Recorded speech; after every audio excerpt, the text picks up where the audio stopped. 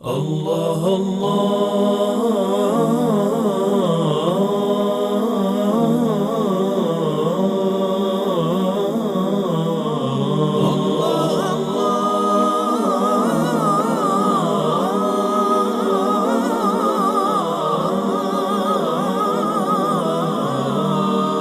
الشمس والقمر بحسبان والروض أينع بالريحان والطير.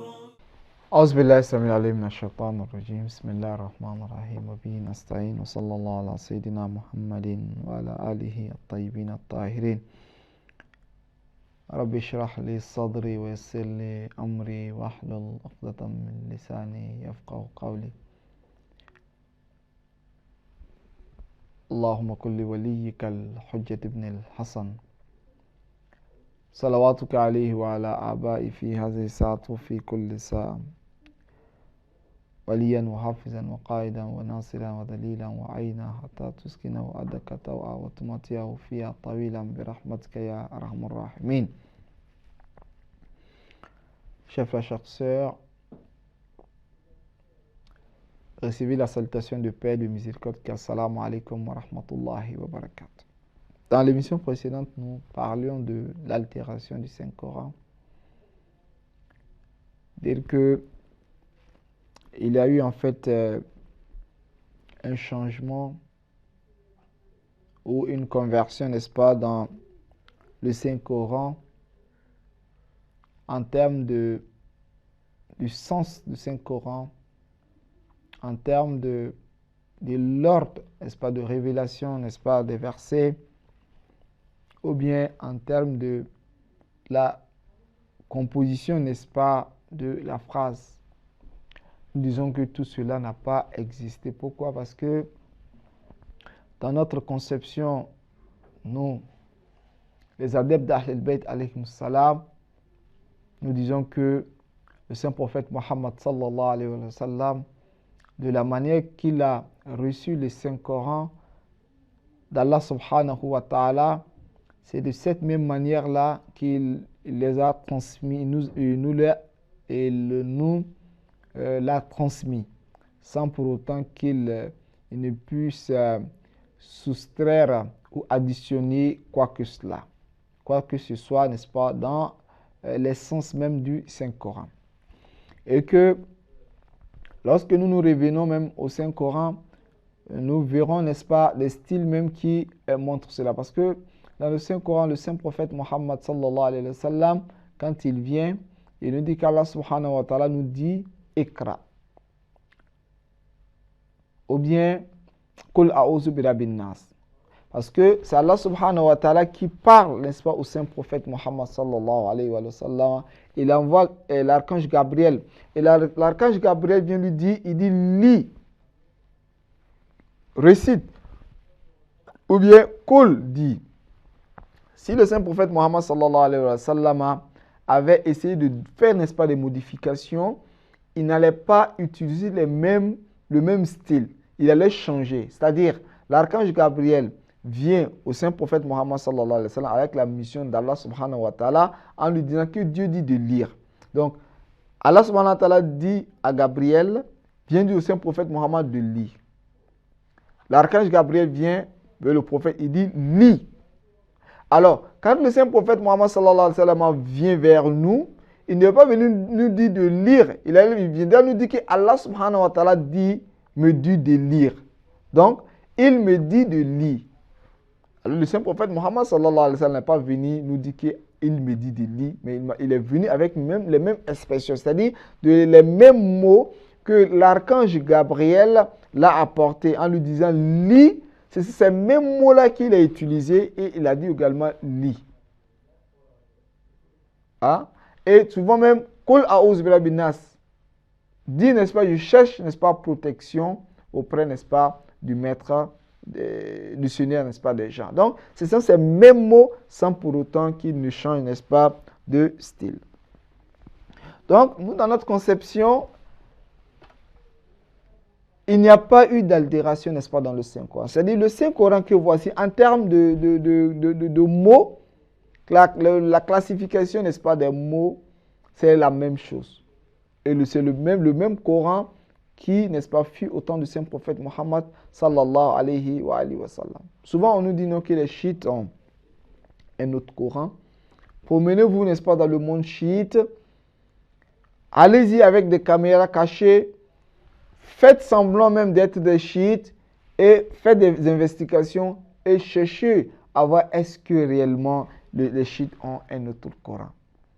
Chers frères, chères sœurs, le Coran que voici, qui est un Coran qui rassemble, n'est-ce pas, tous les musulmans, a mis, n'est-ce pas, a lancé, n'est-ce pas, un défi à la communauté, a lancé un défi à tout le monde, en leur disant que le Coran que voici, c'est un livre qui émane d'Allah subhanahu wa ta'ala et que personne ne pourrait envoyer quelque chose de semblable, n'est-ce pas, à ce livre. Alors, si les musulmans disent que les chiites ont un livre semblable au Coran, alors est-ce que ceci veut dire qu'ils ont relevé, n'est-ce pas, le défi?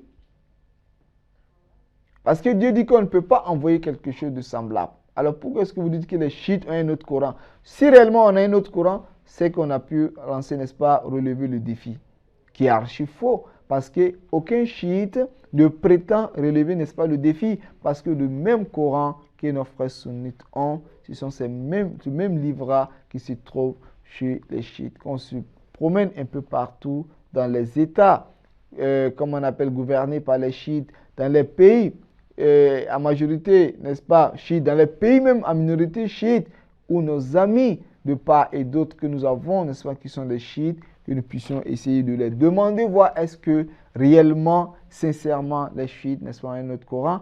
Et si les chiites avaient des Corans, sûrement nous allions, n'est-ce pas, voir ce livre-là de part et d'autre. Mais jamais c'est, n'est-ce pas, le même livre que, n'est-ce pas, nous avons. Alors, la conception chiite est qu'il n'y a pas eu d'altération, il n'y a pas eu de changement, n'est-ce pas, dans le Saint-Coran. Pourquoi? Les chiites se basent sur des preuves, tantôt le Saint-Coran lui-même, tantôt sur la raison, tantôt sur une règle qu'on appelle Qa'idatul Lutf. C'est-à-dire la règle, n'est-ce pas, de la miséricorde, ou le principe, n'est-ce pas, de la miséricorde. Alors, notre première règle qu'on appelle Hukm al-Aql, c'est-à-dire c'est la raison même qui dit que le Coran ne peut en aucun cas être altéré. Pourquoi?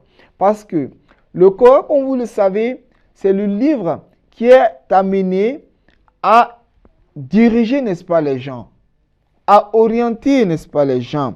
C'est un livre sacré qui provient d'Allah subhanahu wa ta'ala avec ce devoir-là d'orienter, n'est-ce pas, les gens. Donc c'est un principe, c'est une base. Alors, si l'être humain, de par sa raison, a su que moi, où je suis, j'ai un créateur qu'Allah subhanahu wa ta'ala. Parce que une créature que voici, avec cette complexité, n'est-ce pas, qu'il a, parce que l'existence de l'être humain est tellement complexe que l'être humain ne peut pas concevoir qu'il a eu le jour sans cause.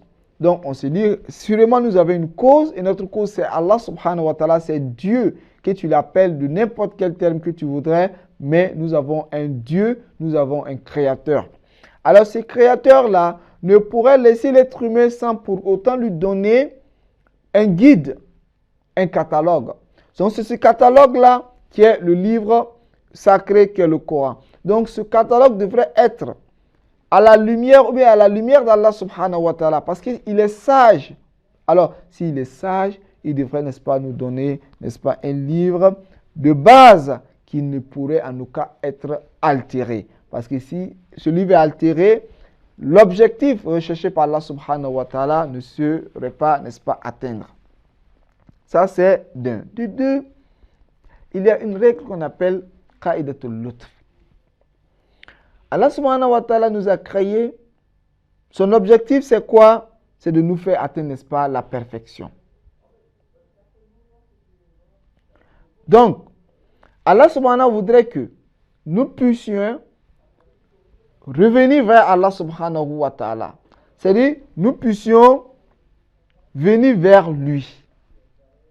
Alors, si Allah subhanahu wa ta'ala veut que nous venons, n'est-ce pas, vers lui, cela voudrait que il y ait, n'est-ce pas, un chemin fiable qui pourrait, n'est-ce pas, nous faire atteindre Allah subhanahu wa ta'ala, afin que nous ne puissions pas le désobéir et que nous puissions, comme on appelle, l'adorer. C'est ce qu'on appelle Qaïdatul Lutf. Le principe, n'est-ce pas, de la miséricorde d'Allah subhanahu wa ta'ala.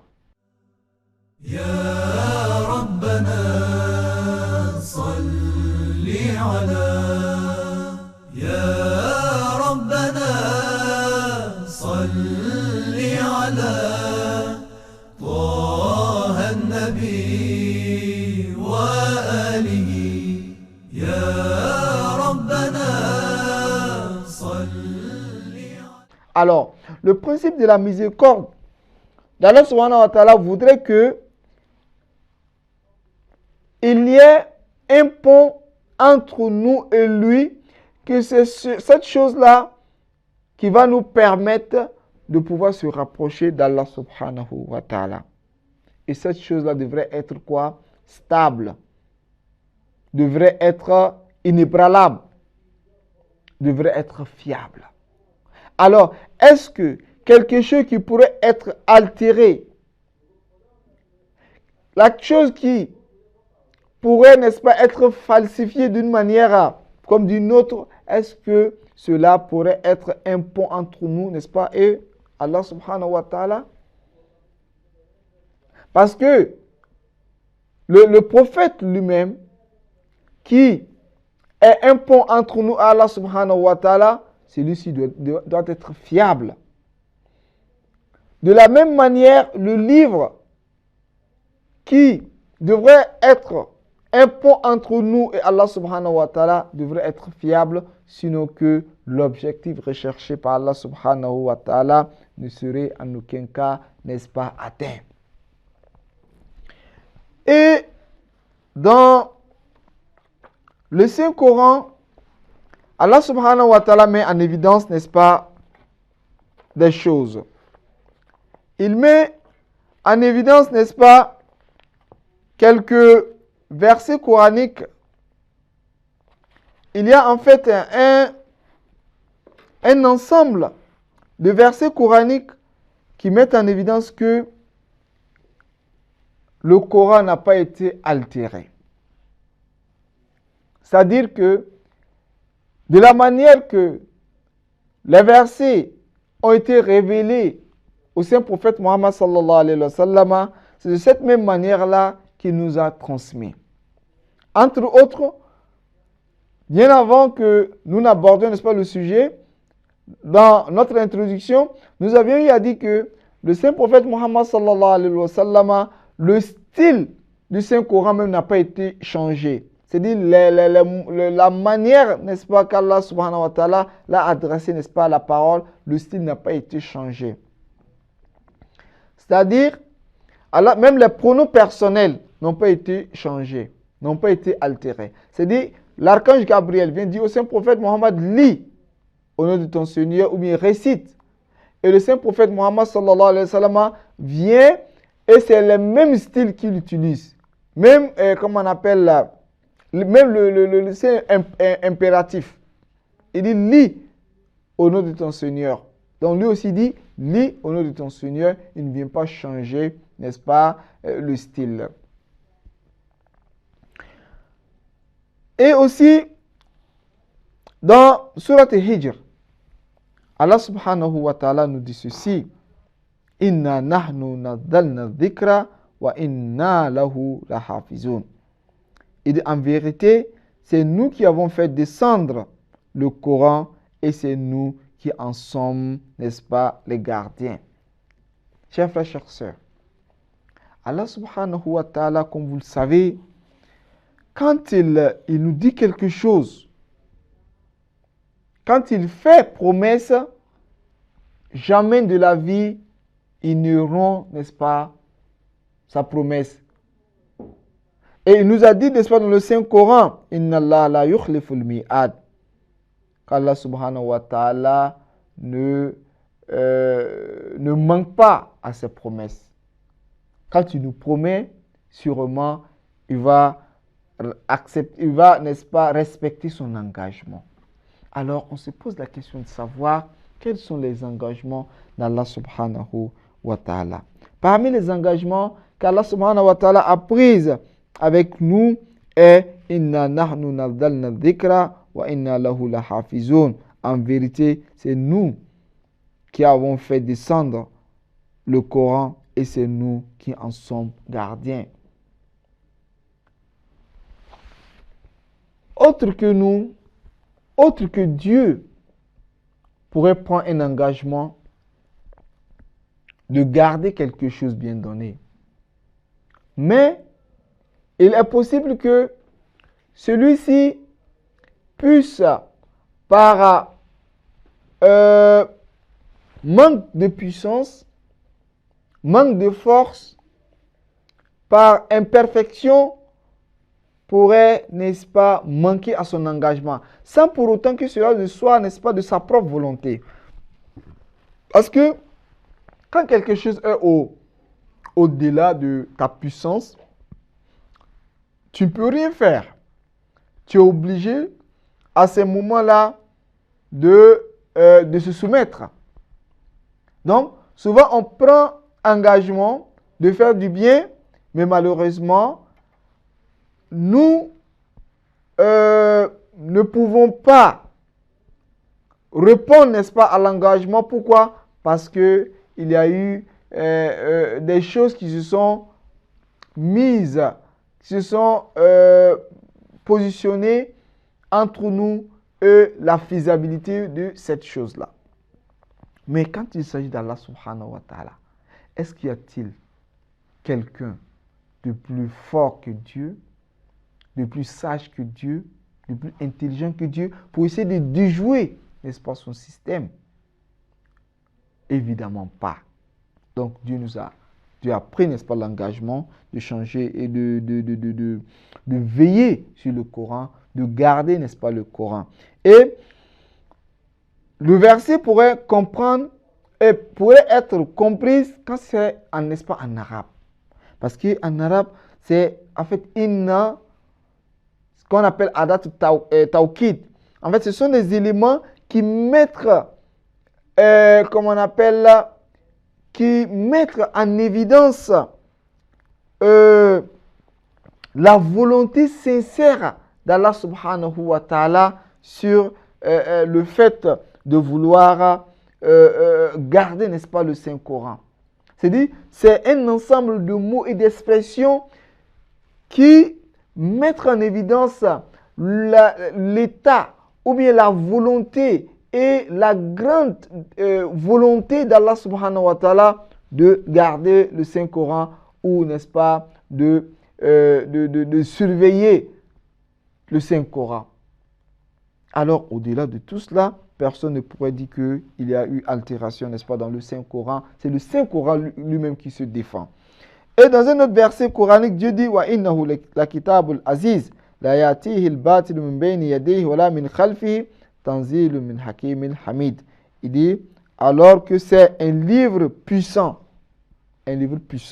kitabul aziz. Le faux ne l'atteint ni par devant, ni par derrière.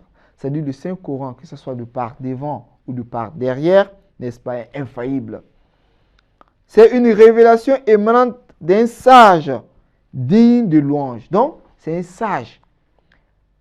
Alors, quand il est un sage, il a décidé de protéger, n'est-ce pas, le Saint-Coran de par derrière, n'est-ce pas, et de par le vent, de devant. Alors, le Saint-Coran dans toutes ses dimensions est, n'est-ce pas, gardé par Allah subhanahu wa ta'ala. Alors quand c'est gardé, personne ne pourrait, n'est-ce pas, altérer le Saint-Coran. Et dans les hadiths, le Saint-Prophète Mohammed sallallahu alayhi wa sallam nous dit que lui, il va nous laisser, n'est-ce pas, deux choses. Il nous laisse deux choses qui est, n'est-ce pas, le Saint-Coran et sa Sainte Famille. Il dit ces deux choses-là ne se sépareront jamais.